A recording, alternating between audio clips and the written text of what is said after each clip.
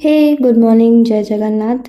सो आज स्टार्ट होची गोटे new month new day and मो पाई may be special and thank you October let's hope for the best in November. देखी पारे तो मो मुह केमती सकाल बेंग भाया फुली जाइए। एनीवेज तो मुझे बाहर थी मोर कम आसिक पहुँचली मोर वर्क प्लेस रे। आज पाग देखिकी बो बन ता हाथर एत टेस्टी खाଇବା आलू पराठा थैंक यू बो।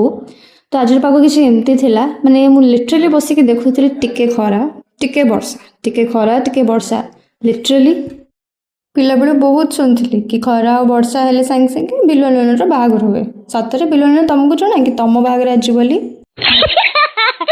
देन मु फेरी थी घर को मोर सब कम सारिकी तो ये मु वेट करी बस को से भितर वर्षा बहुत जोर आसाला एत जोर वर्षा से बिजुली भी बहुत जोर मारता। देन आसला मोर बस आ फेरी थी घर को से भितर स्टार्ट होता तांडव वर्षा माने अलग लेवल वर्षा भाई।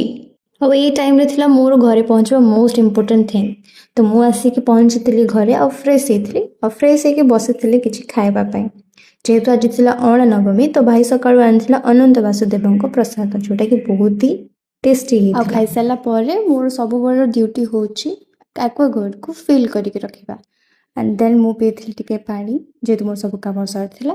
तो ये सर मोर आज व्लॉग देखा गोटे नेक्स्ट वीडियो रे बाय बाय।